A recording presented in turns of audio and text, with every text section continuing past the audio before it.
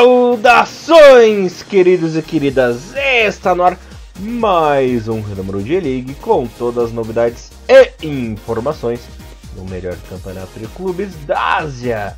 Aqui você ouvinte ficará por dentro de tudo o que rola no campeonato japonês. Galerinha, resumão completaço a J1, J2 e também sobre a J3. Bom, como sempre, você está na companhia de Elias Fallers, o Barbudinho, alegria na apresentação, comentários dele, o mito, Mr. Thiago em Cruz. Tudo bem com você, Thiagão? Se apresenta primeiro, depois vou dar uma introdução a uma grande novidade para vocês. Salve, salve Elias, bom dia, boa tarde, boa noite a todos nossos queridos ouvintes que aqui nos ouvem. Mais uma semana aí para falar sobre J-League. Tá acontecendo quase um milagre, né, meu amigo Elias? Estamos fazendo programas da J-League quase que semanal, né? A gente tá cagando nossa própria regra de fazer os podcasts a cada 2 semanas, mas a parte legal é que, além de a gente estar falando sobre a J-League, a gente está cada semana puxando um assunto diferente, né, junto com a pauta J-League, né, então a gente aproveita essas semanas que a gente está conseguindo gravar semanalmente para trazer tudo o que aconteceu sobre o futebol japonês durante o final de semana, mais um assunto especial, né, que teoricamente hoje, né, o assunto de hoje vai acabar tomando quase o mesmo tempo que a gente fosse falar sobre 2 ou 3 rodadas. Então o programa de hoje promete, meu amigo Elias Fallers. Sim, Thiagão, antes de começarmos o programa em si, eu e o Thiagão temos uma grande novidade para contar. O Thiagão é o cara que mais está por dentro de tudo, aqui agora somos multiplataformas, galerinha. Temos aí agora Spotify, Google Podcast, temos aí também iTunes, né, Thiago? Tá muito chique na parada. Mas devido aí a essas grandes novidades, vamos ter que remanejar um pouco o programa. A partir de hoje vocês irão notar que nós não falaremos um linguajar tão chulo assim, sem muitos palavrões, sem muito nos exaltar. Até porque essas plataformas aí tem uma certa regrinha que nós devemos seguir arrisca, né, Thiagão? Conta aí pros nossos amados ouvintes uma grande novidade. Parabéns para o Renomaru, estamos cada vez mais profissionais e elitizados, né? Thiagão, manda a letra aí, rapazinho. Então, meu amigo Elias e toda a galera que nos ouve, cara, a gente vai falar sobre mais, até quando a gente chegar no nosso podcast número 200, a gente vai poder destrinchar um pouco melhor sobre isso, mas eu vou falar bem por cima. Depois de muito tempo, muitos anos aí lutando, tentando aprender e tudo mais, a gente finalmente tem algo que todo podcast precisa ter, né? A teoria do podcast, que nós teríamos que criar um feed. O que é um feed? Né? Digamos que é um arquivo feito em HTML, alguns códigos lá, para poder distribuir o Renomaru em outras plataformas de podcast. Então é um negocinho que a gente precisava ter. A gente nunca teve isso, sempre trabalhou dessa maneira um pouco mais amadora, né, de fazer nossos vídeos, colocando hoje mesmo nós temos isso no Google Drive e também no YouTube, mas finalmente a gente conseguiu, né, fazendo aí algumas parcerias e alguns contatos, a gente conseguiu finalmente criar o nosso próprio feed e agora finalmente o Renomaru está, né, oficialmente no mundo dos podcasts, né, aí que a gente está acostumado, né, a ouvir durante tantos anos. Então, a partir de hoje, né, você já pode ouvir o Renomaru Podcast tanto, né, no Spotify como no Google Podcast e também nos derivados, né, que são outros agregadores de podcast que você pode baixar aí no seu smartphone, né, ou no seu Apple aí, né, pelas lojas. Então o Renomaru pode, além de estar no Spotify e no Google Podcast, a gente também está no Podcast Addictive, que também é um outro aplicativo, também no Rádio Public,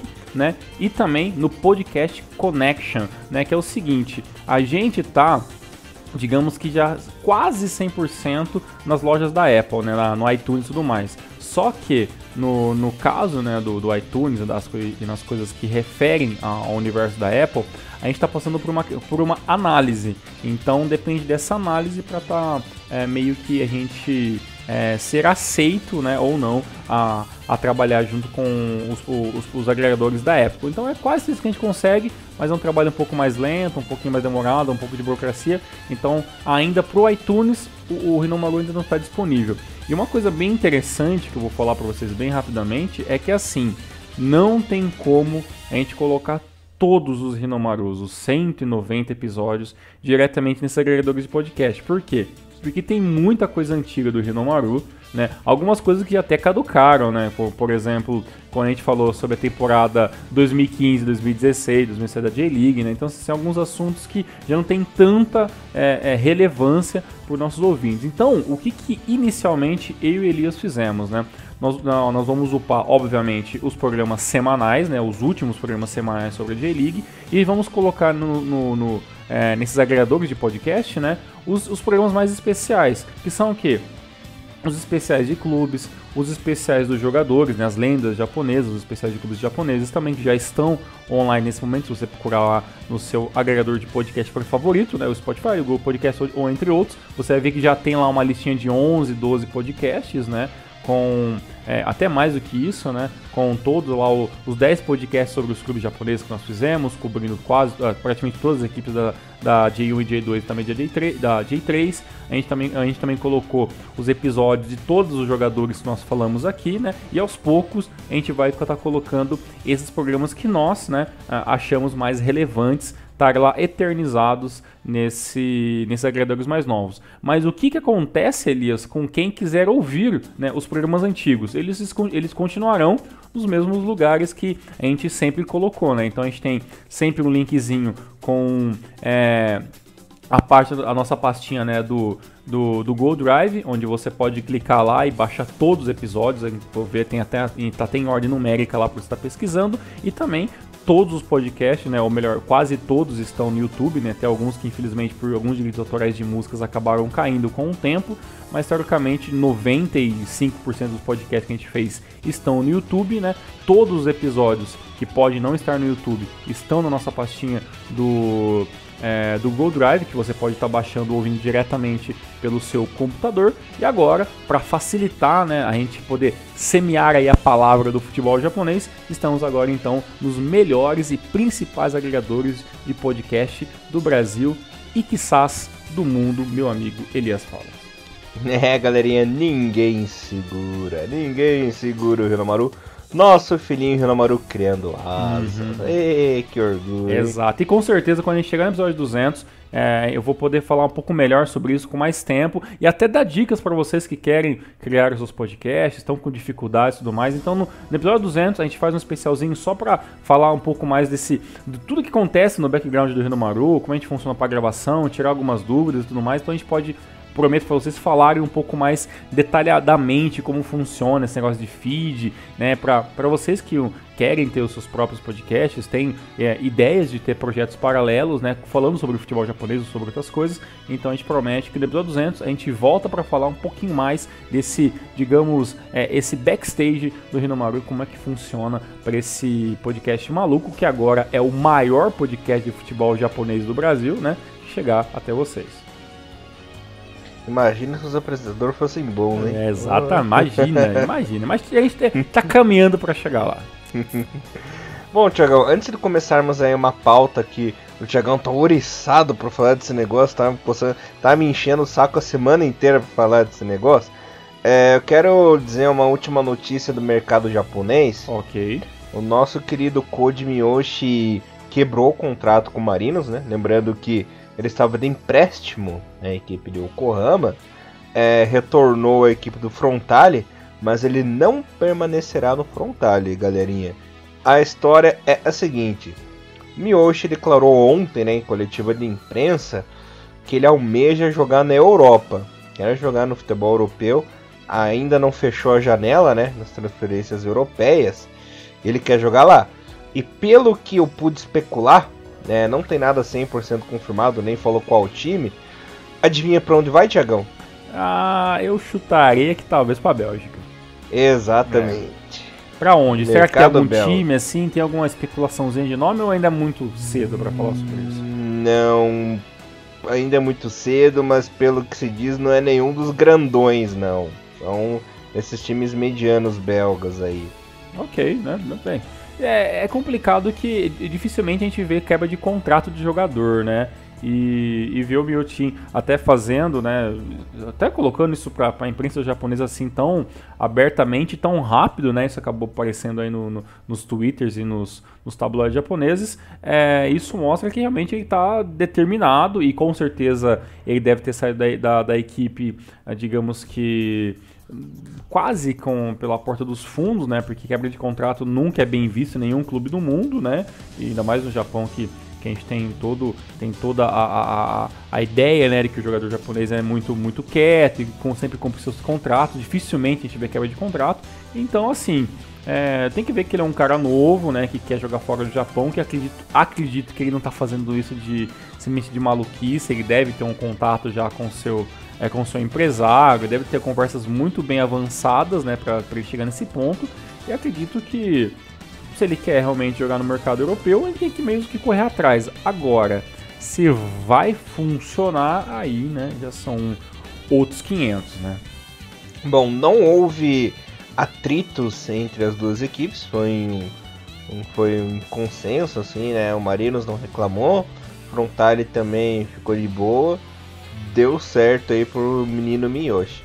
Ó, que bom, né, então vamos aguardar que nos próximos dias aí a gente tem uma definição e para ver, né, aonde ele vai começar, até porque os campeonatos europeus começam agora, né, então quanto antes ele definir o seu destino, melhor ele se integra à sua nova equipe. Uhum. Bom, Thiagão, agora você pode falar, meu filho, desentala essa agonia que você tem na garganta aí. Pois é, cara, a gente, desde quando, né, aconteceu na semana passada a final, né, da Leven Cup, né, tem todo um nome todo bonitinho aí que eu sinceramente não decorei, né? É Ruvan.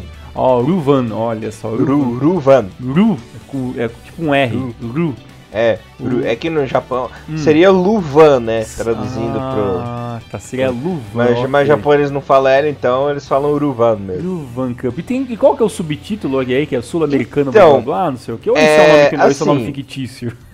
O nome, antigamente, era o Banco Suruga, né? Suruga Cup e tal.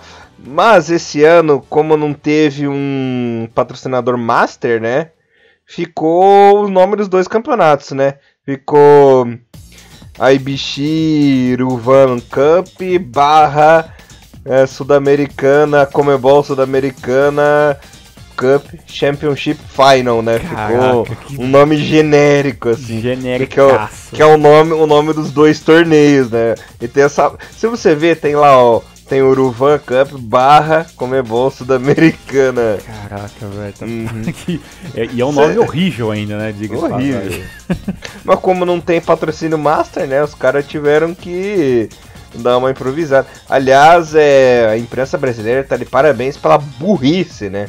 Porque eles simplesmente pegaram o nome Ruvan Cup, que é o nome da Copa da Liga do Japão, e colocou como se o time brasileiro fosse o campeão da Ruvan Cup. Ah, pera aí, galera. Exato. Nem acabou ainda o torneio no Japão, e é um torneio japonês. Agora, time estrangeiro pode jogar um campeonato que só o pessoal da D1 joga? Ah, pelo amor de... Cara, é uma coisa... Posso desabafar? Fica à vontade. É uma coisa que me irrita muito, essa bunda molice, essa preguiça... Não só da imprensa brasileira, como da imprensa sul-americana, né? Que não tem a capacidade de sentar o busanfão no computador e pesquisar direitinho as coisas. Aí, como uma mentira muitas vezes contadas acaba virando verdade, né, Thiagão? Sempre. O pessoal começou a adotar esse nome. Eu fico, puxa vida, mas... A vontade de falar palavrão é complicado. Mas puxa vida, né? É difícil. Porque custa você pesquisar, fazer direitinho, as coisas bonitinhas, não. Tem que lançar de qualquer jeito e por aí fica, né? E nós que somos os especialistas, a gente pega, fala direitinho. E pior que tem um pessoal que tem a pachorra de duvidar do que a gente fala, sabe? É complicado. Olha, porque a gente até falou semana passada lembrando que no ano passado a gente falou sobre a J-League, sobre a rodada 21, e falou sobre a final, que a gente até especulou que talvez o Shonan iria assim com o time misto e tudo mais, e que tinha jogadores do banco interessante, mas o que foi uma informação de primeira mão, nossa, né? Ninguém sabia disso. Exato e tudo, mas só que o time não foi um misto, né? Foi literalmente um time 100% reserva, né? Tipo, reserva dos reservas em algumas posições ali, né? E gente que mal jogou o campeonato. Exato, né? E então, assim, a gente tinha uma ideia de talvez, eu até falei, tem jogador interessante, tem que ter que tomar cuidado com o jogador assim, assado, mas a verdade, o que aconteceu, o que a gente viu no jogo foi o Shonan Bellmare indo com uma equipe realmente pensando em um amistoso, né? Enquanto a equipe brasileira foi jogar com a sua equipe o mais 100%, né, possível, e o que a gente viu foi alguns bons lances no primeiro tempo, no começo do primeiro tempo do Shonan Bellmare. Depois o time do Atlético Paranaense dominou o jogo e aí acabou fazendo os 4-0 em cima do Shonan Bellmare, que a gente pode chamar de Shonan B ou até o Shonan C, né? E aí, Elias, começou assim, por que eu quis puxar essa pauta? Porque começou a aparecer muita informação. Começou a aparecer informação dos valores que o Atlético Paranaense ganhou no torneio. E aí começou a discussão interna dos grupos de futebol japonês sobre por que estamos em 2019 e por que as equipes japonesas não levam muito em consideração esses torneios, enquanto os brasileiros levam sim muito em consideração, né? E eu gostaria muito de ter finalmente um contraponto. Né? Qual é a parte positiva dos times japoneses não se matarem muito nesses torneios, né, que são a junção de um com outro campeonato, e aí tem uma premiaçãozinha? Qual que é a parte negativa disso?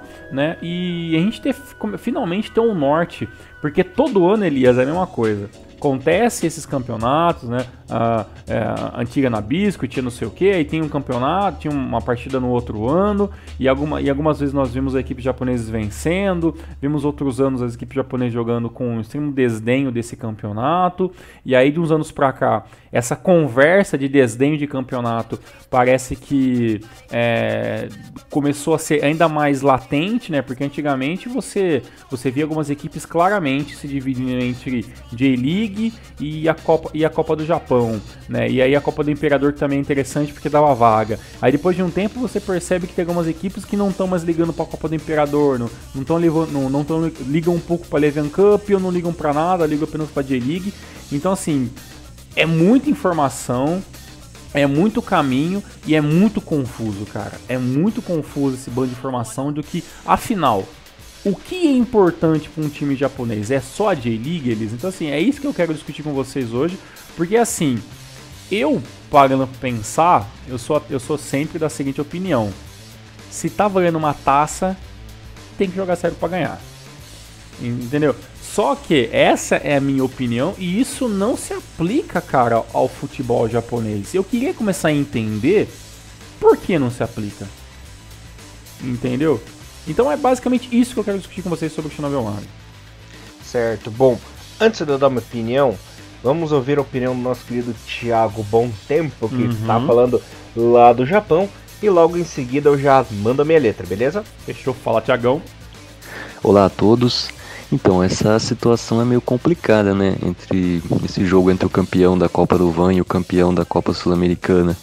Porque pro time brasileiro, pro time sul-americano, é um torneio de certa importância, né? Eles vêm com um time forte, geralmente com os titulares, vêm para ganhar mesmo. Para eles é uma taça internacional a mais. Mas pro time japonês nem tanto, né? É praticamente um amistoso só. Então, para eles se perder tudo bem, não tem problema. Geralmente a gente viu nesses últimos anos vários times jogando com misto, ou às vezes até reserva, igual fez o Shonan Bellmare agora, igual fez o Cereço Osaka alguns anos atrás. Mas é meio que uma cultura, né, que já tem aqui isso de deixar as Copas em segundo plano. Se você for ver tanto os jogos normais da Copa do Van, os jogos na Copa do Imperador, pelo menos nas primeiras fases, né, os times sempre jogam com equipe mista, às vezes reserva. Geralmente eles colocam um mistão, né?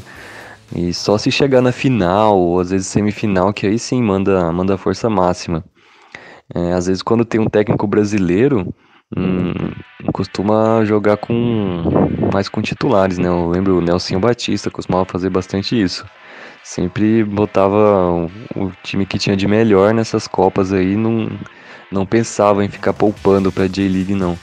Mas a verdade é que a J-League já era prioridade antes, e agora mais ainda, né? Porque desde que chegou o DAZN, esse novo contrato, né, de direitos de televisão, a premiação da J-League ficou ainda maior, então às vezes compensa muito mais ficar lá pelo meio da tabela da J-League do que chegar uma quarta, semifinal de Copa Nacional. Então acho que eles têm esse lado financeiro que fala mais alto na cabeça dos dirigentes japoneses. Maravilha, Mr. Thiago, bom tempo aí, sempre consistente, firme nas opiniões, né, Thiagão? Então agora, finalmente, eu posso dar a minha. Bom, primeiro de tudo, a Aruva Cup, a antiga Masaka Nabisco Cup, ela já começa errada. Por um detalhe, é uma competição que você não ganha nada, não leva ninguém a lugar algum. Por quê? Porque o campeão não se classifica para a CL, o campeão não tem uma vaga garantida. Caso o time fosse campeão da Aruva Cup e ficasse na zona do rebaixamento, não caía pro ano que vem. Era uma opção bem legal, inclusive para as equipes menores levarem a sério, que já levam, né? Porque os times grandes não levam a sério a Aruva Cup. Não garante uma vaga, por exemplo, direto nas oitavas da Copa do Imperador, sabe? A Aruva Cup Yamazaki antiga é um torneio tão precário que, primeiro de tudo, só as equipes da G1 jogam, né? E o segundo de tudo é que, na verdade, ele serve para um torneio tapa-buraco para as reservas terem alguma chance de jogar bola, né, no ano. Por exemplo, os times maiores, né, o top 8, top 6 do Japão, ninguém joga com o time titular na primeira fase. Só quando consegue uma vaguinha na semifinal, não, vamos botar uns titulares, fazer um misto ali e tal. E quando chega um Kashima, um Urawa da vida, só na final que eles botam a equipe principal para jogar. Porque daí pelo menos é um caneco a mais, né, não ganhamos de Liga, não ganhamos a Copa do Imperador, mas ganhamos a Copa Bolachinha, né? Que é o apelido carinhoso que a gente dá aí pro torneio. Isso faz com que equipes que estão em má fase ou equipes menores consigam ganhar um torneio. Por exemplo, aquela vez que o Oita ganhou, o Belmari, que já não ganhava alguma coisa na Elite há muito tempo, né, Thiagão? Desde os anos 90 aí, ganhou agora a Aruva Cup ano passado. Então falta assim uma valorização não só dos clubes como da própria JFA para esse torneio. Porque se conseguisse, como eu citei ali, itens mais interessantes, qualificações mais interessantes para o torneio, talvez os clubes japoneses levassem mais a sério a competição. Porque, por exemplo, a Copa do Imperador dá vaga na CL, né? Então o pessoal ali que prefere o mata-mata, joga melhor o mata-mata, se dedica melhor na competição. A J-League tem as 3 vagas também para o torneio asiático, né? Então é um atrativo a mais. E a Aruvan não leva ninguém a lugar algum, né? É um torneio por diversão, só para dizer que tem uma taça ali. E tinha que ter um carinho maior, talvez, para as equipes levarem a sério.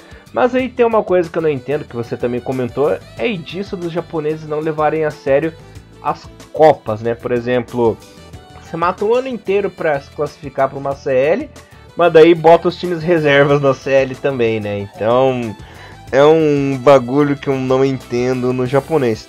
E quanto a jogar essa mini final aí, tá certo, eu concordo.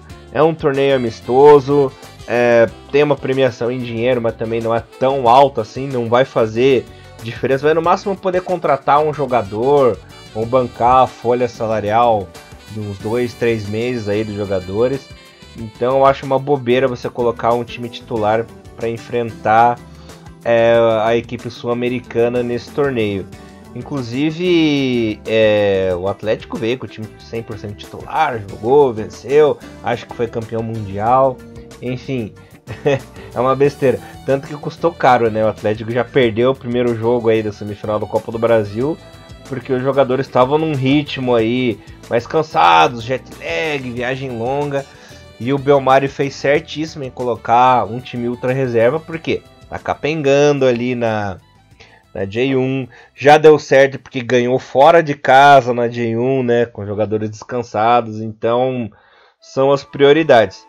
Você é um cara que já acha tem a opinião oposta, né? Acho que tem que levar a sério o torneio, porque dá uma visibilidade mais internacional para as equipes, né, Thiagão? Até como é um torneio sul-americano também, o pessoal aqui da América do Sul fica de olho mais nas equipes japonesas, né? Você tem uma opinião bem contrária da minha. Pois é, e na verdade eu até acredito, Elias, que assim, quando eu fiquei sabendo o valor da premiação do torneio, eu falei, caraca, é dinheiro pra caramba isso aí, entendeu? 900 mil dólares é grana pra caramba. Eu fiz a conversão em ien, deu uma puta dinheirama, né? Eu falei, beleza, vamos começar a pesquisar sobre isso aí um pouquinho melhor. Até porque, Elias, eu vou te admitir uma coisa pra você. Eu adoro a J-League e tudo mais, adoro futebol, mas eu nunca fui um cara assim muito ligado, antenado nessa parte burocrática que envolve dinheiro das coisas, entendeu? Então assim, por exemplo, até 3 horas atrás antes de gravar esse programa, eu não tinha a mínima noção de quanto era o valor de uma equipe brasileira, entendeu? E eu até tá fazendo alguns comparativos, é claro, né? Comparativos só pra gente ter uma noção de valores de uma equipe do Brasil com uma equipe do Japão e jogadores que são pagos, valores de mercado de jogadores brasileiros. Então, assim, não é um assunto que todo mundo acha bacana, é muito chato até, sinceramente, né? Mas eu tava tentando entender isso pra ver assim, poxa, por que o Shonan Bellmare, entendeu, não se importa com esse campeonato, né, que foi jogado? Porque assim, quando você fala assim, é um campeonato onde você não vai pra lugar nenhum. É um campeonato onde a premiação não é muito em dinheiro. Automaticamente quando você fala isso, na minha cabeça fala, poxa, será que é o Kashima que tá fazendo a final do torneio? Será que é o Urawa Reds? Sabe, tipo, eu tô falando assim, os times são os times mais valiosos em questão de grana do futebol japonês. Hoje, claro, entre toda essa turma, a gente põe o Vissel Kobe, que depois da injeção da Rakuten e tudo mais, os valores de mercado do Vissel Kobe foram para números estratosféricos, assim, né? Tanto que hoje, Elias, no Japão, o Vissel Kobe, ele tem um valor de mercado do clube, por um momento, maior do que o próprio Kashima Antlers, pelo investimento que foi feito nele, entendeu? Então, se a gente fosse fazer os maiores times com valor de mercado hoje, estaria lá o Urawa, estaria lá o Vissel Kobe, Kawasaki Frontale, Kashima Antlers, Marinos e entre outros. E o Marinos bem abaixo, assim, desses, assim, questão de valor de mercado. Só que acontece, Elias, o Shonan Bellmare que ganhou a Arivan Cup o ano passado, né? Que puta jogão bacana contra o time do Marinos, que eu já falei sobre isso várias vezes aqui no Rinomaru. E assim, cara, a gente sabe que o time do Shonan Bellmare tá longe de estar na prateleira principal dos times da J-League, né? Então assim, e é um time que ficou muito tempo sem ganhar nada, né? Então, pô, tem 3 Copas do Imperador, uma da época amadora, né? 2 da época amadora, né? 77, 79, depois 94, né? Tem 2 canecos principais da J2, né? 2014, 2007 e 2017, e depois agora, né? A Arivan Cup que acabou ganhando em 2018. Então assim, não é a CL também, né? Exatamente. Tem aquela a CL antiga. Então assim, é uma equipe, né? Que há muito tempo não ganhava coisas relevantes até o ano passado, né? Então assim, por mais que esse torneio não fosse valer de nada, eu ainda acho que um troféu novo na prateleira, sabe, do time do Shonan Bellmare seria muito bem-vindo, sabe? Não é o Kashima que já ganhou tantas coisas, entendeu? E às vezes tem que ficar entulhando as coisas para colocar mais um troféuzinho na sua prateleira, entendeu?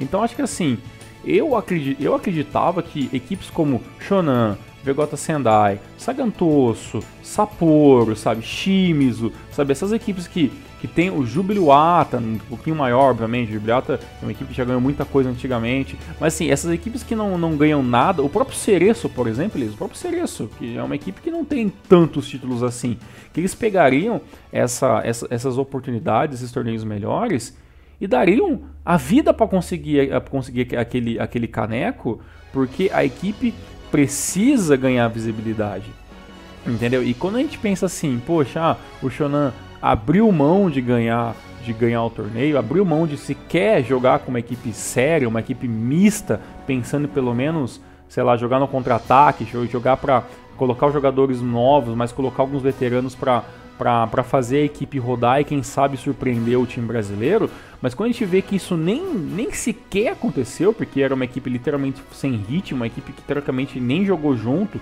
jogou pouquíssimos jogadores juntos ali, que a gente viu no plantel que começou esse jogo, a gente percebe que assim, se nem o Shonan Bellmare tá se importando com essa premiação e com esse campeonato, então, sabe, é melhor nem ter nada então, porque se o Shonan tá preocupado, sabe, acha que um Kashima um dia vai se preocupar com isso então, entendeu? Então, tipo assim, eu imaginava, Elias, que sinceramente as equipes principais poderiam ter essa postura de não se importar com esse campeonato, mas o Shonan Bellmare e as equipes B e C da primeira divisão, eu, sinceramente, de maneira até muito boba da minha parte, imaginava que eles sim iriam se preocupar porque realmente é uma oportunidade que talvez o Shonan não tenha durante um bom tempo, cara, que é fazer ganhar uma Raven Cup e chegar novamente, entendeu? Um bicampeonato é muito difícil nessa temporada, até porque o Shonan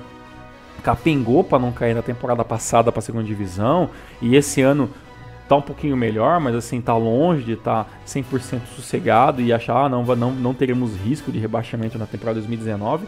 Então, eu fico pensando, se uma equipe, com todo respeito, como o Shonan Bellmare, que é uma equipe obviamente de segunda prateleira do futebol japonês, não se interessa por esse campeonato, então, já que não tem nem patrocinador master, cara, acho melhor nem existir, né, cara? Porque basicamente vai servir realmente ali só pra, sabe, né? Só um showzinho ali pra trazer uma equipe de fora e fazer um amistosão com a equipe japonesa e os caras irem embora com um dinheiro fácil, né? Porque a gente sabe que o valor que você ganha no torneio não é o mesmo valor que vai cair na caixa do time lá no Brasil, né, cara? Tem imposto, tem um monte de coisa que esses, né, 900 mil dólares aí com certeza caiu muito menos, né, na conta do Atlético Paranaense. E como você falou, né, teve o revés disso aí, né, o jet lag, é longe pra caramba, o cara do Brasil tem que viajar, sei lá, 20 e tantas horas pra chegar no Japão, fazer um jogo, voltar pra cá, então assim, não é fácil, né, realmente tem um desgaste, mas o time brasileiro levou a sério isso aí, entendeu? Então, tipo assim, e como você falou até ironicamente, né, parece que o Atlético Paranaense ganhou um Mundial, né, porque o que foi falado na imprensa após o jogo dá uma credibilidade muito maior do que realmente o torneio né, cara? Então, isso é muito maluco. E só para finalizar a minha parte, você falou sobre que esses valores não daria para fazer muita coisa. Eu tava vendo aqui que só 800 mil é o valor, não quer dizer que alguém vai pagar por isso, né? Mas 800 mil dólares é o valor do passe, né, do Ibusuke. Uhum. Entendeu? Então, assim, e o Ibusuke a gente sabe que... Elias, você pagaria 800 mil pra ter o Ibusuke no seu time? Não pagava nem 100. Entendeu? Então, tipo, se o Ibusuke tem esse valor de mercado, é claro que ele veio por 500, tá? Por 500 mil quando ele saiu... Quando ele saiu da equipe, se não me engano, o Ibusuke estava no VJ Sendai, uma coisa assim, quando veio pro Shonan Bellmare. Então ele veio por um valor melhor, e aí se entrou na equipe, é claro, ele começou a jogar algumas partidas, melhorou um pouco, e aí obviamente o valor de mercado dele subiu um pouco. Então realmente, na parte financeira, não é atrativo, né? Porque você não faz muita coisa. Tem muitos jogadores que valem muito menos que isso, mas você coloca, por exemplo, jogadores como, por exemplo, não vou nem falar os principais, tá? Vou falar da D-League, um jogador que todo mundo conhece, o Kengo Nakamura, o valor de mercado dele é 1 milhão, né? É 1,5 milhão, né? Então o valor do prêmio, né, desse jogo contra o time japonês não serviria nem para pagar o valor de mercado de um jogador de 30 e tantos anos, que no caso é do Kengo Nakamura, né? Então realmente tem vários pontos, né, cara, e contrapontos, né, dessa história toda. Sim, senhor, Mr. Thiago Henrique Cruz. Tenho umas coisas para falar rapidinho aqui desse torneio, posso comentar com você? Essa tendência de começar a jogar com atletas reservas, equipes reservas, aconteceu na verdade só em 2017, né? Porque no começo do torneio as equipes jogavam com a equipe cheia, né? Em 2008 o Arsenal de Sarandi e Gamba Osaka, o Gamba foi de equipe titular, acabou sendo derrotado, né? Em 2009 entre Inter e Oita, o Oita jogou com o time titular. Em 2010 o Tóquio, quando venceu a LDU, jogou no time titular também. No mesmo caso, o Jubiluata em 2011, né? Venceu o Independiente da Argentina, também jogou no titular. 2012 o Kashima contra a Universidade de Chile também jogou no time titular e ganhou. No mesmo caso contra o São Paulo em 2013, né? Com aquele show do Osaka lá, destruindo o São Paulo, também estava no time titular. O Rei Sol, quando ganhou do Lanús em 2014, também time titular. Em 2015 o River, né? Enfrentou a equipe do Gamba, também jogou no time titular. 2016 Santa Fé e Kashima titular. Aí em 2017 o Ural Snobou, né? Jogou contra a equipe reserva, com o time reserva, ganhou da Chapecoense lá 1-0. Ano passado o Cereço enfrentou o Independiente da Argentina também com a equipe reserva e perdeu. E agora o Belmari com os reservas também perdeu a competição, né? Esse torneio, na verdade, não chama nem a atenção muito da torcida, porque o público mais alto que teve em todas essas finais foi naquele jogo contra o São Paulo, que deu apenas 26.695 espectadores, né? Uma média bem baixa. Por exemplo, a desse ano, entre Belmar e Atlético, só deu 9.000 pessoas no estádio. Ano passado, imagina, na Gai Stadium lá em Osaka, só 10.000 pessoas, né? Em 2017, no jogo contra a Chapecoense, foram só 11.000 no Saitama Stadium, né? Nossa, 11.000 no Saitama não é nada. Não, realmente é bem pouco mesmo. Igual em 2010 no Kokuritsu, né? Do setor com a LDU, só deu 19.000 pessoas no estádio, né? Então o estádio também gigantão, não foi muita gente, né? É um torneio que não chama atenção nem da torcida lá no Japão. Uhum. Então realmente vendo por esse lado, até como o Bom Tempo falou, você também tem algo meio que cultural mesmo, né, disso, né? E será que a gente uma hora vai ver será que talvez se tiver um patrocinador master futuramente, será que se tiver uma outra forma desse torneio ser disputado, será que isso pode se tornar um pouco mais atrativo para os times japoneses ou dificilmente vai sair disso? Olha, eu acho que só vai melhorar a coisa se, por exemplo, reformularem o torneio e pegassem, por exemplo, o campeão da J1 ou da Copa do Imperador, enfrentasse o campeão da Libertadores, ou enfrentasse o campeão da Champions League, sabe? Aí eu acho que ia mudar de patamar o torneio, ia chamar mais o público, né? Principalmente se pegasse a equipe europeia ali, aí a coisa ia melhorar. Mas se continuar nesse rumo aí, a tendência acho que é até piorar, viu? Porque, convenhamos, são os pé rapados da Comebol contra o campeão do torneiozinho da J-League, né? Então é complicado. Não é atrativo assim pro público. Isso realmente é um assunto muito maluco mesmo, né? E só uma última informação, só que eu acabei errando, só pra... Tá fazendo o Ibuski veio pro Belmari, mas ele veio do Jeff, né? Ele tava no Jeff, jogando no Jeff, aí depois ele foi modificado. E vendo aqui rapidamente o plantel do time do Shinhan Belmari, nesse momento os jogadores mais caros de mercado que a equipe tem é o goleiro Akimoto, né?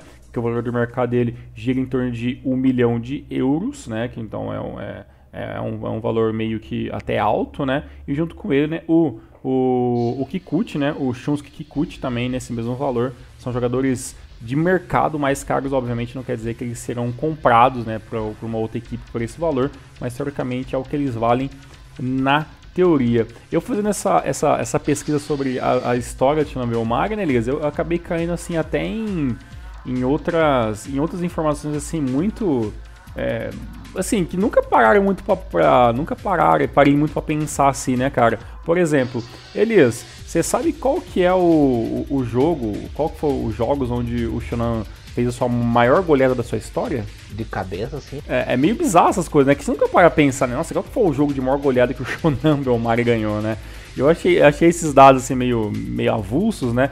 A maior goleada do Shonan Bellmare em um jogo foi um jogo pela Copa do Imperador de 87, 9-0 no Albirex Niigata.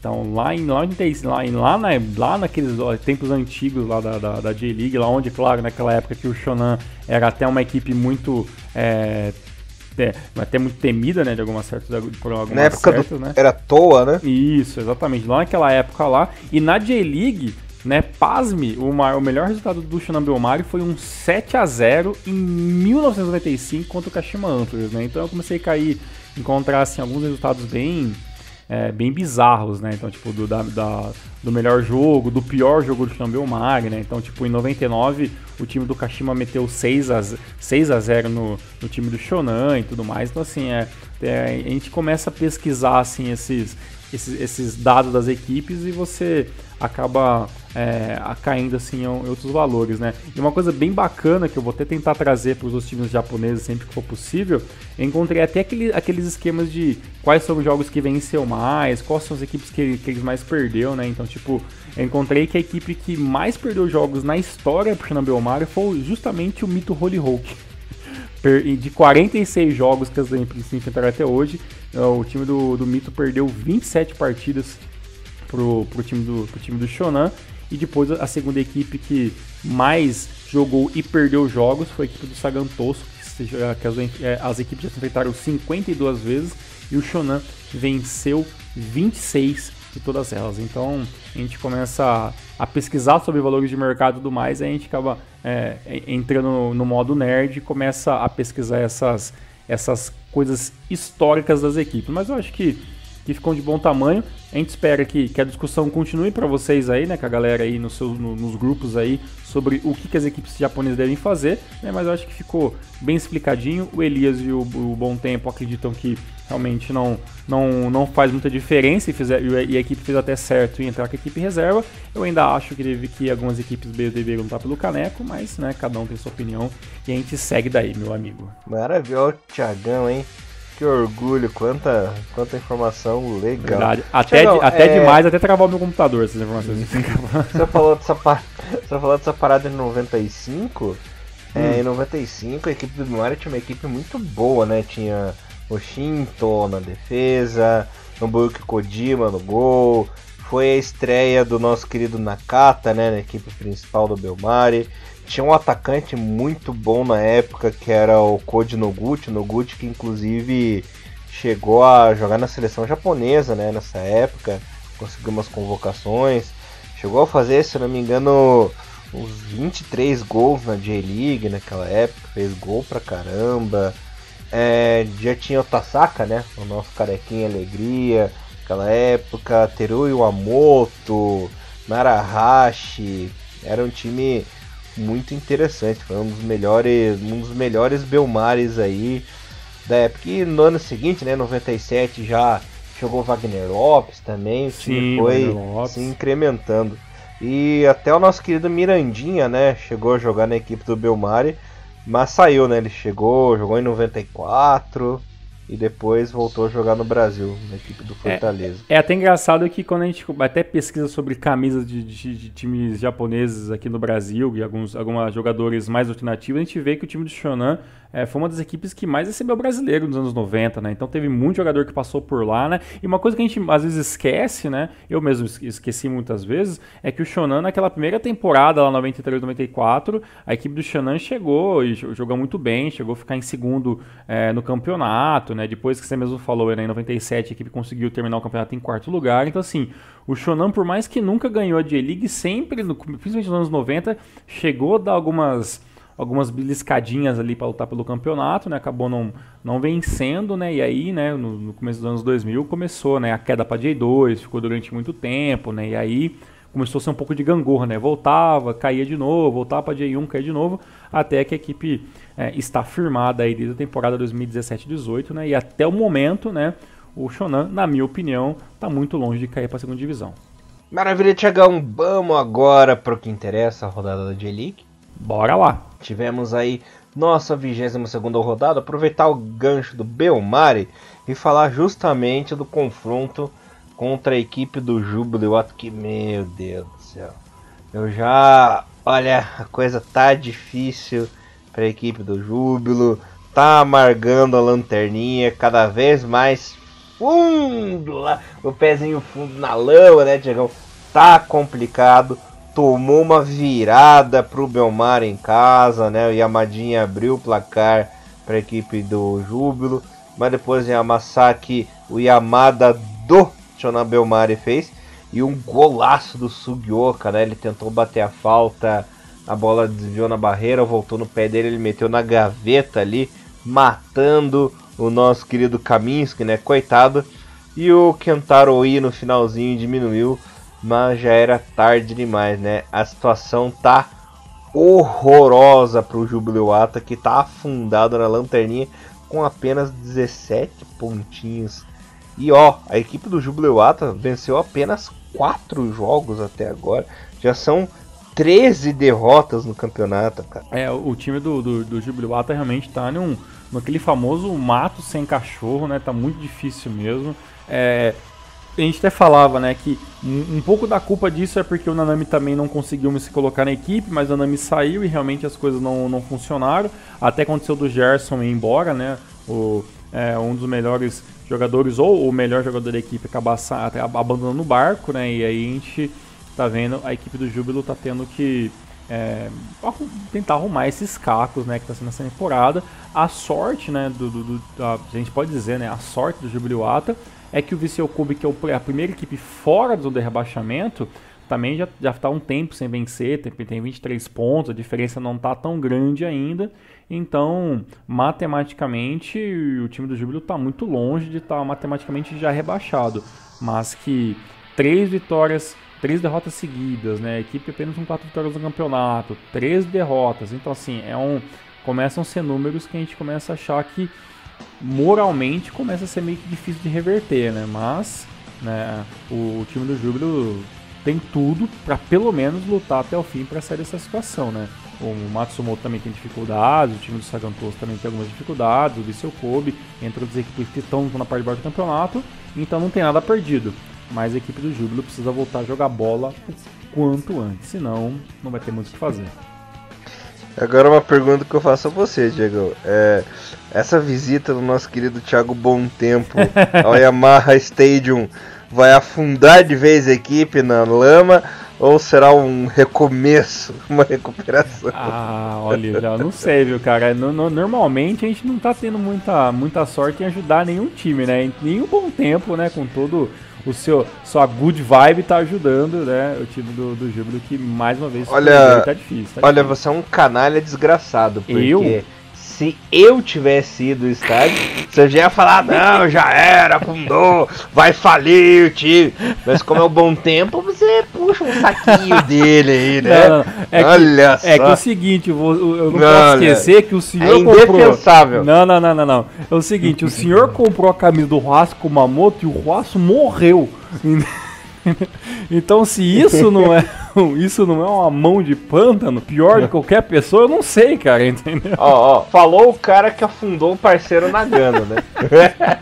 Exatamente, uma pena não ter encontrado uma camisa do parceiro Nagano. Falou o cara que torce pro Gamba Osaka e o Gamba Osaka não ganha 300 mil. Aliás, só tem passado vergonha nos últimos anos, velho. Não, o time do Gamba, depois da famosa tríplice coroa, a equipe morreu, né? Então, e olha, o Thiagão comprou a camisa do Cereço, o Cereço morreu na vida, tá vendo? O único time que deu certo comprar camisa foi só o time do Frontale, só que comprei aquela camisa lá em 2015, aí 16, aí depois acabou ganhando. Eu até comprei a camisa nova dessa temporada também, né? Já do bicampeão japonês, e assim a gente continua firme e forte, né? Mas infelizmente detalhe, né? A gente não tá tendo muita sorte não de trazer.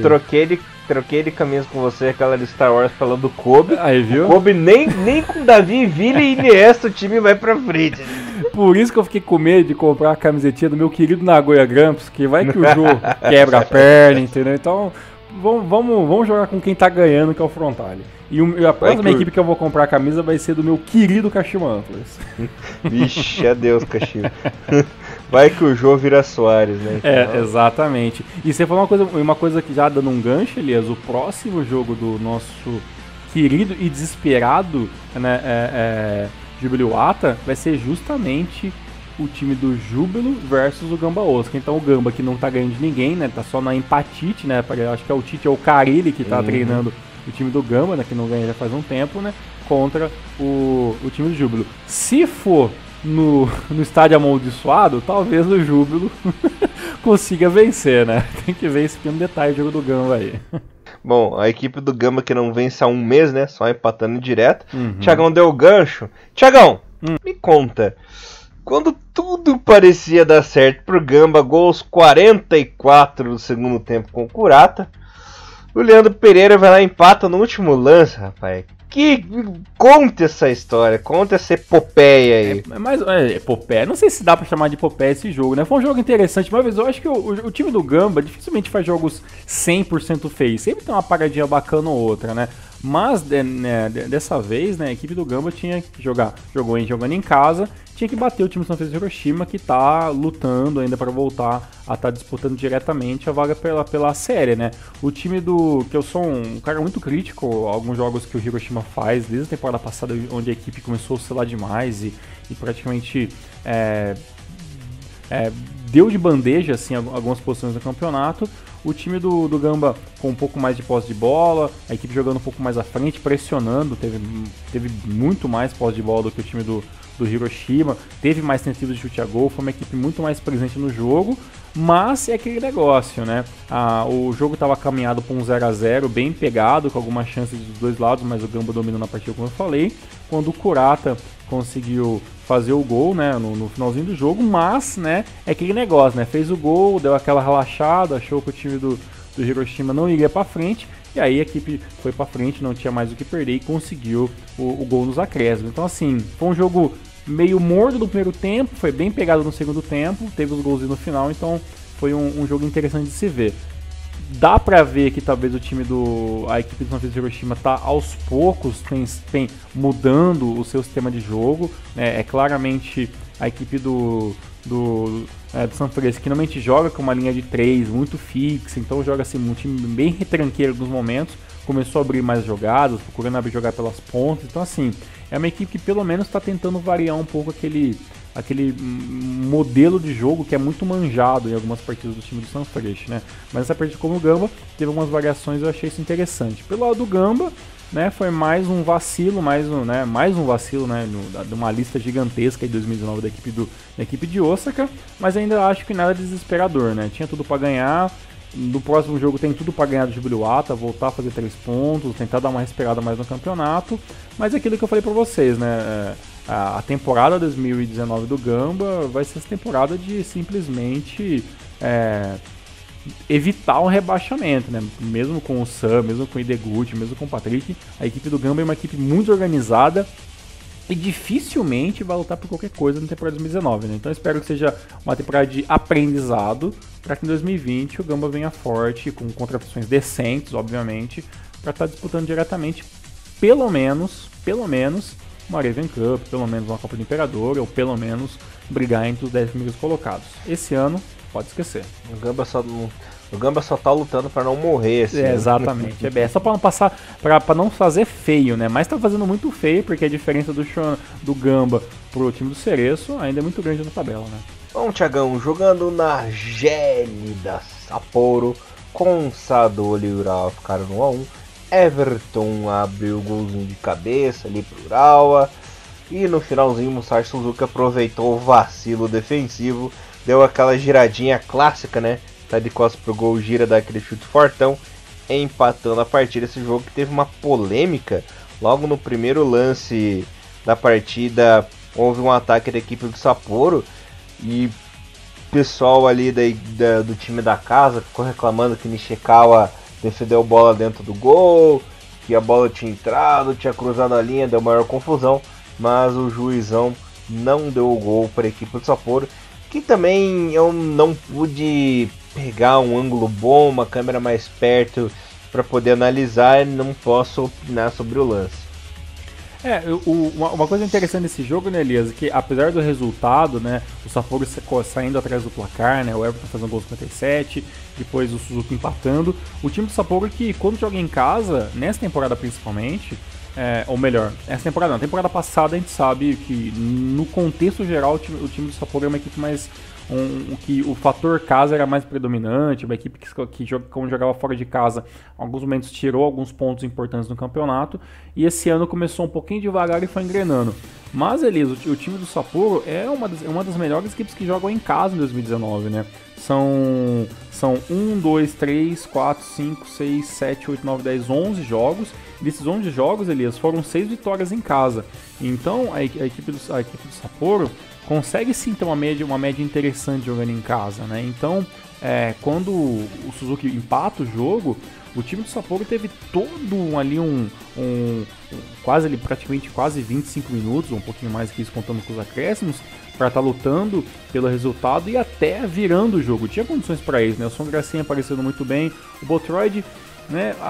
Quando eu acho que o Botroid vai começar a realmente ser um titular um pouco mais, digamos que mais apresentável ali para fazer os gols, teve um jogo ali um pouquinho, teve ali uma partida um pouco meio morna, não ajudou muito no ataque, então assim, talvez seja um dos jogadores que eu não teve muito destaque, mas o time do Sapporo teve condições de virar o jogo, o que seria um baita resultado em cima do Urawa Reds, mas é o Urawa, né? As linhas de 4 muito bem definidas atrás, né? E o Anami e o Maurício fazendo uma partida bem interessante, né? O Makino mais uma vez jogando com ponta esquerda, né? Então o Makino cada vez menos é um zagueiro no time do Marinos e cada vez mais é um cara que vai jogar procurando avançar mais, né? Então essa é a cara do Urawa, que às vezes funciona, às vezes não, né? Então o Urawa, assim como o Gamba, faz uma temporada aí talvez de reconstrução para pensar nas próximas temporadas, né? Porque o Urawa também já não ganha a 3 partidas, né? São 3 partidas, 3 empates, pontos importantes que o Urawa perde, que depois pode fazer toda a diferença para não conseguir a vaga para a série para 2020. Pode custar muito caro aí esses vacilos da equipe de Saitama. Thiagão, sabe quem que vacilou, rapaz? Nosso querido goleiro Morita do Matsumoto Yamada.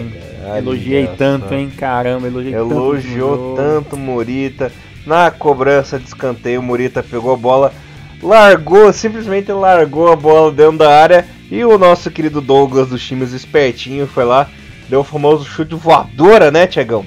Abrindo o placar para a equipe do Shimizu e dando o gol da vitória, né? 1-0 o Shimizu em casa. Se não fosse esse vacilo do goleirão, a equipe do Matsumoto poderia ter pelo menos feito um pontinho aí na competição, que tá custando caro, né? O Matsumoto já não vence há um bom tempo, vem uma sequência de derrotas e empates, né? Para vocês terem uma ideia, são 1, 2, 3, 4, 5, 6, 7, 8, 9 jogos aí, um jejum de 9 jogos. A última vitória da equipe do Matsumoto foi há 2 meses, lá no dia 26 de maio, venceu fora de casa o Nagoya, né? E foram apenas aí 4 empates, né? Desses 9 jogos aí, 4 empates e 5 derrotas, né? Então tá bem complicadinha a situação do Matsumoto, hein? Pois é, né? E o Matsumoto que tem apenas 4 vitórias no campeonato, né? Dessas 4 vitórias foram 2 vitórias dentro de casa e 2 vitórias fora de casa. Então a gente sabe, né, que o Matsumoto é toda essa complicação. O time do Shimizu, Elias, que por mais que também não faz um campeonato brilhante, consegue sua 8ª vitória. É uma equipe que teoricamente joga muito bem em casa, principalmente contra as equipes menores. O time do Shimizu tinha até a possibilidade de vencer um pouco mais. Eu até acho que após ali a falha do Morita, o time do Matsumoto se perdeu um pouco e abriu muito espaço. Foi por questão de detalhes também que a equipe do Shimizu acabou não fazendo o segundo gol. E é um resultado preocupante, principalmente para o time do Matsumoto, que não pode perder pontos, né? Então é melhor continuar empatando, né, como fez nas últimas 2 rodadas, do que perder, né? O próximo jogo é um jogo complicado, né, o Matsumoto vai voltar a jogar, vai fazer o jogo de volta contra a equipe do Nagoya Grampus, né, e agora tem que jogar sério para tentar vencer, né? São 3 pontos que podem, dependendo de como acabar a próxima rodada, pode até deixar o Matsumoto fora do rebaixamento, né? O que seria espetacular para a equipe, mas, por um outro lado, enfrenta a equipe do Nagoya, que está começando a pensar em embalar alguma coisa. Claro que o time do Nagoya, mesmo jogando fora, é favorito para vencer a equipe do Matsumoto, e o Nagoya que pelo menos está querendo lutar o máximo que pode para conseguir a tão sonhada vaga da série, que para o time do Nagoya nesse momento já seria praticamente comemorado como um título, né? Para o Matsumotinho, claro que fica toda a minha torcida para conseguir fugir do rebaixamento, mas não tá fácil não. Uhum. Tá bem complicada a vida do nosso querido Matsumoto Yamaga. Bom, Thiagão, continuando aí a nossa romaria pela 22ª rodada, vamos ao jogo entre Kashima Antlers e Marinos, onde eu tenho bastante destaques aí para comentar com você. Kashima venceu em casa, 2-1, uma vitória apertadíssima. Primeiro destaque no jogo foi o vacilo do goleirão Park Yu-Gil, né? Fez uma burrice dentro da área. E é difícil ele errar, hein, cara? É difícil ele errar. Foi complicado, um erro aí grotesco do nosso querido goleiro coreano. Serginho só pegou a bola, chutou no cantinho, abriu o placar. Nakagawa empatou pro Marinho no segundo tempo. E aí, Thiagão, vem um momento assim que eu fico com raiva, com dor no coração e feliz ao mesmo tempo, que parece que o Piá tá tomando um rumo, né? Terceira partida do nosso querido Ayase Ueda, né? Nosso querido, só que não, o Edinha fez gol! Fez o primeiro gol dele com a camisa do Kashima, numa assistência do nosso querido Shomadoi. E dessa vez deu certo, né? O Shomadoi deu um passe açucarado para ele dentro da área. Ele chutou certinho e fez o gol. Até um lance parecido com o da Copa América, que esse... Eu não vou... Por causa da censura eu não posso falar o que eu penso, né? Ele perdeu o lance no jogo, mas dessa vez o Kashima deu certo. Parece que o título que ele teve com a seleção universitária do Japão deu rumo à boa pontaria no Piazinho, né? E ele mais uma vez fazendo um gol importante, gol da vitória aos 42 da etapa final. Kashima 2, Marinos 1, com o Edinha marcando, rapaz. Olha só, claro, é muito cedo pra poder falar, nossa, vocês vão se arrepender do que falaram do moleque, não sei o que. Mas assim, ele que vinha jogando tão pouco, né? Tinha teoricamente coisa de 15, 20 minutos no máximo jogado nessas últimas rodadas que ele acabou entrando. Ele fazendo um gol, claro, dá uma puta moral, né? Ele é um cara que o Kashima tá bancando, né? Com certeza a ida dele para a Copa América é uma coisa que vai valorizar muito o passe dele, querendo ou não, independentemente se foi ou não boas, né, as partidas que ele jogou pela seleção. Um resultado muito importante para a equipe do Kashima, né, que mantém vivo o campeonato, apesar que a diferença pro imbatível, né, teoricamente, FC Tokyo ainda é de 7 pontos. E para o time do Marinos foi um balde de água fria, né, cara? A equipe do Marinos que engata uma inédita, né, segunda derrota consecutiva no campeonato, né, em 2019. E lembrando que foi uma derrota para o Chimes, né, de 1-0, né, um jogo muito maluco na outra rodada. E agora esse 2-1 de virada aí, de virada não, né, esse 2-1 aí que perde para a equipe do Kashima. E agora, né, a próxima partida, né, o Yokohama vai receber em casa a equipe do Cereço. E pro Yokohama é vencer ou vencer, né, para evitar que o time do Frontale, Kashima e a equipe do FC Tokyo acabe desaparecendo no seu retrovisor, né? E até mesmo o time do Marinos tem que se preocupar com a equipe do Hiroshima, né? Que vai ter a difícil missão de jogar contra o líder na próxima rodada, mas se vencer vai poder igualar o número de pontos, né? E aí colocar mais pressão na equipe de Yokohama, né? Mas ainda acho que apesar das derrotas, a equipe do Marinos vem muito forte, pelo menos para lutar pela CL, e ainda acho que vai dar uma encheção de saco se o líder vacilar. Pelo lado do Kashima, Elias, A equipe do Kashima que tinha perdido a rodada passada, né? Perdeu pro Shonan, né? Resultado maluco 3-2. Vinha de um empate antes contra o Ura Reds em 1-1, jogo pegado lá no Saitama. E agora volta a vencer, né? A próxima rodada joga contra o Oita. A equipe do Kashima está acreditando piamente que pode lutar sim pelo campeonato com todas as forças. E olha, não dá pra dizer que o time do Kashima tá errado, né? Não tem nada em aberto ainda. O Kashima parece ser um time mais cascudo nessa temporada do que o próprio Frontale. Já é o segundo colocado. E se vencer o Oita e acontece alguma coisa, né? Alguma coisa muito maluca e o Sunfresh vence ou consegue arrancar 2 pontos com um empate em cima do líder, eu acho que tem tudo pro campeonato pegar fogo aí nas próximas rodadas. Detalhe que a equipe do Marinos tem 2 baixas, né? A primeira do Miyoshi, que saiu do time, e a segunda é o goleiro, né? O goleiro coreano, ele sofreu uma lesão no jogo da Copa do Imperador 2 dias atrás, diante do clássico, né, contra o Yokohama FC.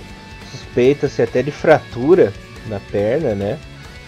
Então, se isso se confirmar, talvez perca o goleiro até o fim do ano, né? Então, complicado. Vamos torcer para que não seja uma coisa muito grave. E porque com certeza a saída do Miyoshi perde o goleiro principal e tudo mais, isso vai ter que mexer muito na equipe. Com certeza a equipe do Marinos sairia, obviamente, muito baqueado tudo isso aí. E uma coisa interessante que eu estava vendo aqui, Elias, até a equipe do Kashima, né, tem que talvez manter o foco em evitar perder e esperar uma perca de pontos da equipe do FC Tokyo, porque no dia 14 de setembro, Elias, em Ibaraki, teremos Kashima versus FC Tokyo.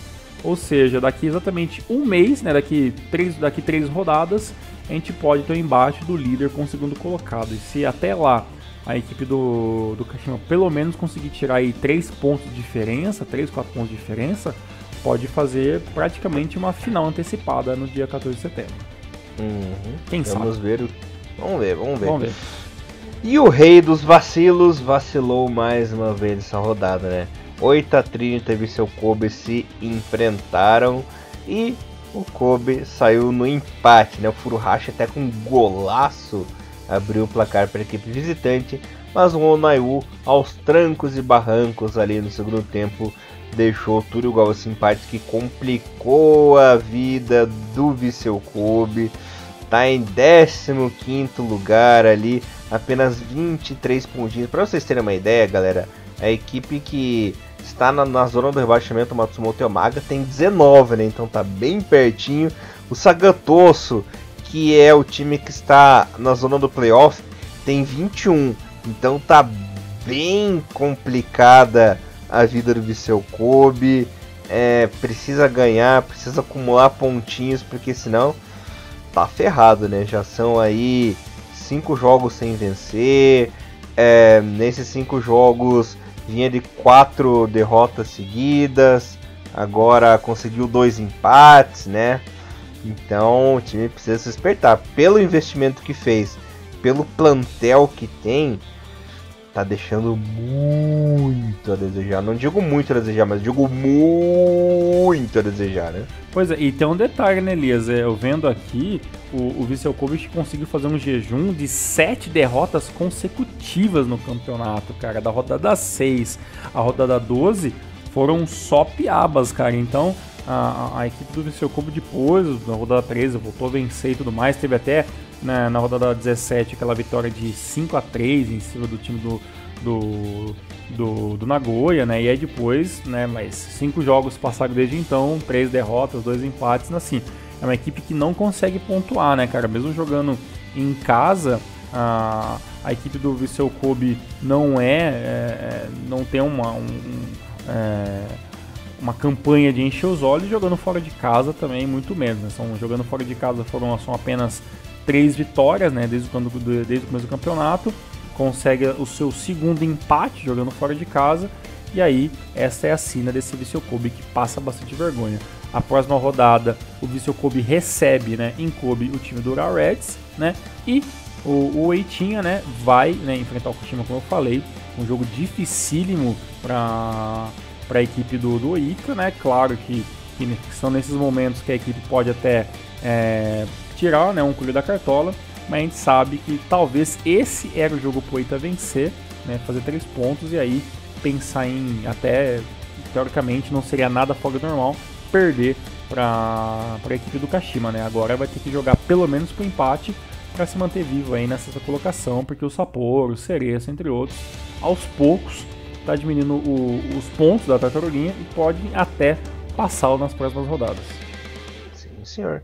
E o Nagoya, hein? Meteu 3-0 no Frontale com double do Izumi e o nosso querido Maedinha fazendo o terceiro.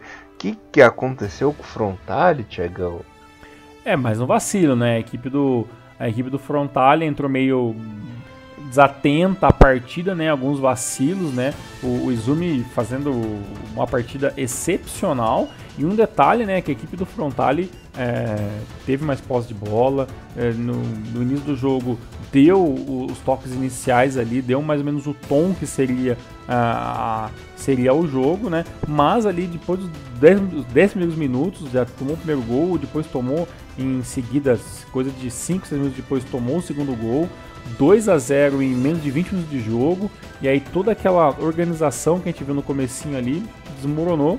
A equipe até deu uma melhoradinha na segunda etapa, mas aí acabou tomando o terceiro gol do Maeda, e aí, né, praticamente ladeira abaixo, né. E um detalhe que no final do jogo ainda, né, o Taniguchi, né, um dos jogadores mais experientes da equipe, acabou sendo expulso, né, e é um desfalque aí na próxima rodada, ou seja, né, Frontale, né, vai ter que voltar a vencer, né, coisa que já acontece 3 rodadas, que é preocupante para uma equipe que luta diretamente pelo campeonato. São pontos que fazem muita falta, né? A próxima partida vai jogar contra o Sendai, fora de casa, e a gente conhece o Sendai, um time chato, temporada ruim, mas talvez não é um jogo que talvez o Frontale vai vencer tão facilmente. Bom pro Nagoya, né? O Nagoya que pega o Matsumoto na próxima rodada, né? Como eu já falei anteriormente, tem tudo para vencer e subir um pouquinho mais a tabela. Maravilha, Mr. Thiago Cruz. E tivemos o vacilo tardio também na rodada, hein? Uma virada relâmpago do Sagantoso pra cima do Cereço Oscar jogando fora de casa, né? Tava tudo tranquilo pra equipe de Cereço, marcou um golaço com o Oco na etapa inicial, mas aí 43 do segundo tempo, Cereço relaxado no jogo, Hayashi vai lá e empata de cabeça, e o Toyoda, após um lance maravilhoso do Thiago Alves que driblou todo mundo, né? Um lance lindo mesmo, tocou uma bola açucarada pro Toyoda, que virou aos 50 minutos do segundo tempo. A torcida do Cereço ficou incrédula no Nagai Stadium. Pois é, né? E quando eu sinceramente achava, vendo o jogo, que bem, depois tomou o primeiro gol, eu falei, cara, vai ser mais aquele jogo onde o time do Sagan vai jogar no sofrimento, mas assim, manteve o pé no chão, né, correu atrás do resultado. A equipe do Cereço não era imbatível, né, e foi um jogo interessante de se ver. Foi o primeiro tempo meio cansativo, meio morto, né, o Cereço é uma equipe que finalmente joga muito bem com a bola, mas não dá muito show, né? Então é muita bola parada, o jogo um pouquinho lento, né? E o time do Sagan teve toda a paciência para retomar a bola no segundo tempo, ter um pouco mais de posse de bola, começar a dar um pouco mais de ênfase nas jogadas ofensivas, e nas suas pouquíssimas 6 finalizações corretas que a equipe teve, foi o suficiente para conseguir fazer 2 gols aí e fazer a virada. Ficou feio pro time do Cereço, né, que começou a vencer, né, que teoricamente tem uma equipe melhor, né, do que a equipe do Sagantoso, né, mas o Sagan tá vivo ainda, né, faltando 2 pontos para ser na zona de rebaixamento. Dependendo dos resultados, podem até empurrar o Vissel Kobe para essa 16ª colocação. E só que agora, né, vai ter que jogar fora de casa, vencer o time do Shonan, que é uma equipe chata. A gente já conversou bastante sobre o Shonan sobre hoje. E a equipe do Shonan, que está colocando todos os seus fichas na J-League, com certeza, jogando em casa, vai em busca de uma terceira vitória consecutiva, né? E se o Sagan vencer, né, vai ser isso, 2 vitórias consecutivas, será teoricamente 3 jogos sem perder, o que seria também em 2019 um recorde pessoal para essa equipe do Sagan, que está tão desorganizada e está lutando aí. O time do Sagan que detém aqui mais um detalhe, né? Como Elias falou alguns números atrás, vai se despedir, né, futuramente aí do seu atacante Fernando Torres, que vai acabar se despedindo dos gramados em um jogo futuro aí contra a equipe do Vissel Kobe, né? Então o time do Sagan desfruta do seu atacante principal por mais algumas rodadinhas aí. Maravilha, Thiagão, e fechando a rodada com o líder, uma vitória magrinha pra cima do Vegalta Sendai. Jogando em casa, o Toco meteu apenas 1-0, gol de pênalti do Diego Oliveira, que quase errou, hein? O goleiro quase pegou a cobrança do Diegão. Pois é, né? É aquele negócio, né? O líder tem que vencer independentemente com o resultado, né? Claro que a equipe desse é, infinitamente superior em muitos quesitos, principalmente no ataque, do que a equipe do Vegalta Sendai. Mais um golzinho de pênalti, mais aquele pênalti bobo lá de E-League, né? Talvez poderia ser evitado com um posicionamento um pouquinho melhor, mas a equipe venceu, né? O que é importante. O time do Sendai no finalzinho do jogo até deu um pouquinho de pressão ali e tudo mais, mas a equipe do FC Tokyo conseguiu se defender muito bem, dando mais uma vez um show na parte defensiva. Não é à toa que é a melhor defesa do campeonato, com apenas 16 gols tomados e 34 feitos. É um dos principais ataques da competição. A próxima rodada, a equipe do FC Tokyo pega o Hiroshima, né, como eu falei anteriormente, e o Sendaizinho, que em 14º colocado não tá nada feliz, vai pegar, né, a equipe do Frontale, que vou dizer para você, Elias, que o Sendai jogando em casa e o Frontale precisando desesperadamente ganhar, é um prato cheio pro Senpai acabar arrancando 3 pontos do Frontale, né? Então, a equipe do Sendai, que nos últimos anos jogou muito bem em casa, pode jogar pressionando o time do Frontale, e se conseguir fazer um golzinho no começo do jogo, vai desorganizar completamente o meio campo do Frontale, como a gente viu, né, nessa última rodada, e aí o time do Frontale dificilmente vai conseguir reverter o placar, apesar que a equipe do Frontale é melhor, obviamente, do que a equipe do Sendai, né? Mas vamos ver o que acontece. Vamos ver para crer. Tem que ser, é isso aí. Galerinha, falando aqui da classificação, no momento temos o FC Tokyo líder, 48 pontinhos, seguido de Kashima em segundo, 41, Frontale terceiro com 39, mas tem o pessoal que tá lambendinho a orelha, né? O Yokohama Marinos está em quarto, 39, Hiroshima tá com 36 em quinto, até o Oita na sexta com 34. Parte de baixo da tabela, zona do Agrião, zona do playoff, temos o Sagan Tosu com 21 pontinhos, seguido de 17º o Matsumoto 19, na lanterninha 18º, Júbilo Iwata com 17 pontinhos, o Júbilo tá ferrado. Olha, foram 22 rodadas e 17 pontos, tem menos pontos do que as rodadas que jogou, né? A situação tá feia demais para a equipe do Júbilo. E tem o pessoal que tá perto ali de cair, né? Como por exemplo o 15º Vissel Kobe com 23, tem que abrir o olho também, senão pode entrar na zona do playoff. A artilharia no momento temos o Diego Oliveira do Tóquio com 12 golzinhos, Edgar Júnior do Marinos com 11, Onaiwu do Oita e Davi Villa do Kobe com 10 golzinhos, e Douglas Yu Kobayashi, Koroki, Marco Júnior e Anderson Lopes com 9 gols. Concorrência da artilharia também tá pegando fogo, Thiagão. Thiagão, mais alguma coisinha ou partiu o J2, rapaz? 27ª rodada da J2. O jogo inaugural foi entre Yokohama FC e Mito, que ficaram no 0-0. Jeff United perdeu em casa pro Ehime por 3-2. Lucas Prata tá feliz. O Ryukyu meteu 3-2 no Nagasaki. Tokushima 0, Kofu 2. Radiano 0, Omiya 1. Kyoto 2, Toutig 2. Matida 2, Tsuegen 3. Reisol 4, Renofa 1. Tristeza. Gifu 0, Avispinha 2. Tokyo Verde 3, Kagoshima 3 e Monterio 2, Albirex 0. A classificação no momento é a seguinte, né? O Rei Sol tá de vento em polpa na liderança, deixou o Kyoto Sanga no retrovisor, rapaz. O Kyoto ainda está na segunda colocação, já foi líder durante um tempo, né? Mas o Rei Sol líder 55, Kyoto em segundo 51, equipes que estariam aí na primeira divisão nesse momento. O pessoal do playoff é o seguinte, galerinha: o Mia terceiro 49, Monterio quarto 46, Yokohama FC em quinto 45 e o Mito, hein? Olha o Mito que já foi vice-líder, estava indo bem na competição, já tá em sexto, né? 45 pontos, mas continua ali no playoff, mas tá em sexto. Mas tá bem ameaçado porque o sétimo colocado, que é o Kofo, tem 43. Então se o Kofo ganhar e o Mito perder, já cai para sétimo e já sai do playoff, né? Então a J-League é um campeonato longo, que sempre tem mudança, cada rodada tem uma mudança, não pode vacilar que você acaba se ferrando. Zona do rebaixamento, no momento temos o Totig com 23 pontinhos e o Gifu na lanterninha com apenas 20, né? Olha, o Matida Zelva que estava morto, o Kagoshima que estava morto também, não estão mais nas últimas posições, viu como a J2 é traiçoeira, rapaz.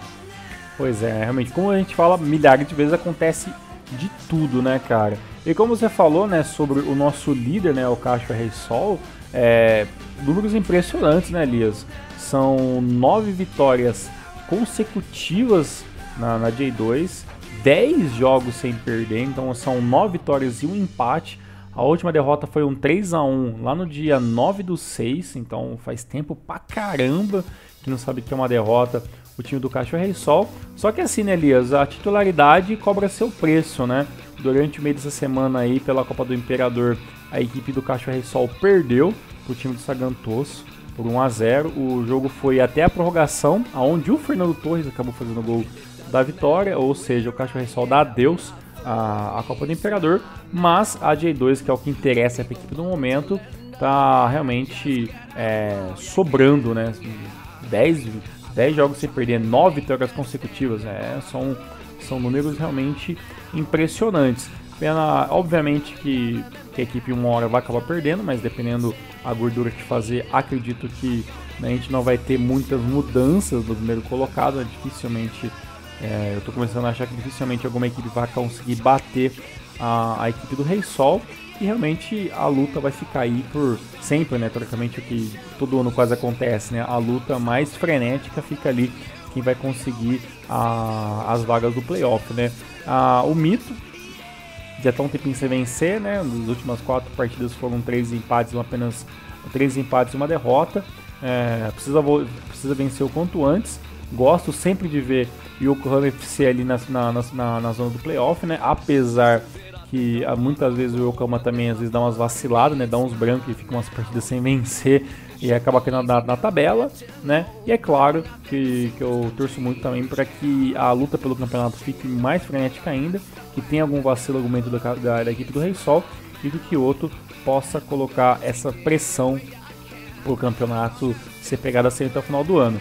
Pela parte de baixo do campeonato, né, o Gifu ainda desesperado ainda para conseguir alguma coisa, né? O Totig deixa uma diferença de apenas 1 ponto com o Kagoshima United. Então toda aquela galera aí, Machida Zelva, Vista Fukuoka, até, não vou dizer o Jeff, né, mas até o Jeff, seria bom manter os olhos abertos para não correr nenhum risco no campeonato, né, que é tudo aquilo que a torcida do Jeff menos quer, né? A equipe já não consegue ganhar o campeonato, já não consegue jogar seriamente, disputar, porque tem uma equipe muito, muito mal qualificada para tal. Seria muito pior se uma hora a gente ver acabar o Jeff, ver o Jeff se matando para fugir de rebaixamento, né? Então é tudo que a gente não quer ver, principalmente tudo que os torcedores do Jeff United também não quer ver, né? Do restante, J2 pegando fogo, como sempre. Artilheiro do campeonato ainda é do Liu Hongji, né? Tem aí seus 16 golzinhos, jogador de ano. Suzuki do Ryukyu tem 15, o Goya do Nagasaki tem 14 e o nosso querido Abdullah Yab do Yokohama FC tem 14 golzinhos também. Tiagão, falando da J3 agora, rapaz, tivemos aí resultados interessantes e o Fujieda mais líder do que nunca. E vou falar do vacilo, ó, o Uruaçu Kumamoto, hein? Já tá em terceiro, as aspas já passam. Ai, se não fosse o vacilo. Bom, o Fukushima ganhou do Fujieda por 3-1. Mesmo o Fujieda perdendo, segue na liderança. Sagamihara perdeu pro Cereço B por 2-0. Kamatamare 0, Zaspa 1. Vitória importante aí que deixou aqui para a segunda colocação. Giravans 2, Gamba B 1. Roaço 1, Yokohama 1. Que está rindo aí. Assim, conseguiu empatar, que é justamente com a equipe que é o último colocado, né? Pô, nossa, tá de sacanagem. Precisando vencer, cara, tá de sacanagem, né? Complicado. Gainari 0, Fangraure 2. Azul Claro 1, Grula 0. Parceiro Nagano 1, Tokyo B 0. Blobitz 1, Cataler 1 são os resultados. Olha só. Esse empate aí complicou a vida do Uruaçu, porque é o seguinte: o líder é o Fujieda com 37. O Zaspa é o segundo com 35. Mesma pontuação do Uruaçu, né? Que caiu para terceiro agora devido ao saldo de gol. Porque o saldo de gol do Zaspa é de 17, né? E o do Uruaçu é de 5. Então tem muita diferença de gol aí entre as equipes. Lembrando que o Fujieda tem a licença para jogar, né? Então, no caso, estão subindo 2 nesse momento. E o Uruaçu precisa terminar em primeiro ou em segundo para subir. Porque se continuar o Fujieda e o Zaspa, sobe os dois e ele fica a ver navios, né? Fica de fora, né? E o mais engraçado é que por mais que o Uruaçu tenha feito um bom começo de J3, depois acabou tendo esse ato de 4 partidas sem vencer, né? Era 3 vitórias até a última rodada, 3 jogos sem vencer. Se vencesse o Yokohama, que não era nada tão fora do normal acontecer, poderia voltar à liderança, né? Mesmo ter ficado 3 jogos sem vencer, né? Mas, né, com mais empate, né, a gente tá vendo cada vez as equipes chegarem, né? E tá chegando mais, né? Para o Giravans tem a diferença de 1 ponto, né? O Cereço Sub-23, que, né? Aqui o Sub-23, mas o Cerecinho aí tem apenas 2 pontos a menos. Então aqui o Gainari e o Tutori não tá tão morto assim na competição, tem 31. Então o Roaço tem que voltar realmente a mostrar um pouco mais de garra, né? Para tentar lutar por essa vaga, né? Porque parece uma equipe muito acomodada, né? Principalmente que faz 4 partidas que não vence, não vejo mudanças na equipe em campo, né? Então, né, parece uma equipe que ou não sabe jogar de outra maneira, ou, né, falta ali talvez algum trabalho um pouco mais extensivo ali dos seus treinadores, do seu treinador e da galera da comissão técnica para fazer essa equipe jogar diferente, né? Melhor para o Fujieda, né? Tá abrindo pontos, tem tudo até para amplificar essa vantagem e continuar aí lutando pelo título da J3, que seria realmente algo sensacional. Mas, assim como a J2, a J3 também tem que ver semana por semana, porque tudo pode acontecer. Ufa, acabou. Hoje foi longo. Lembrando, amigo Elias, que a rodada 23 já acontece já nesse próximo dia 17, né? Então, um dia após a estreia desse podcast, né? Teremos jogos, Elias, nos horários das 6 e 7 horas da manhã no sábado, né? Na sexta-feira, né? Na sexta-feira, e no sábado / domingo teremos jogos nos horários das 6 e 7 horas da manhã. Procurem aí os horários e jogos principais para vocês estarem curtindo a J1. Maravilha, Tiagão. Voltamos mais na semana que vem, galerinha. Espero que tenham gostado do programa mais uma vez. E Hinomaru levando o melhor futebol japonês pra vocês, galera. Até semana que vem. Valeu, galera. Muito obrigado. Semana que vem. Tchau. Sayonara.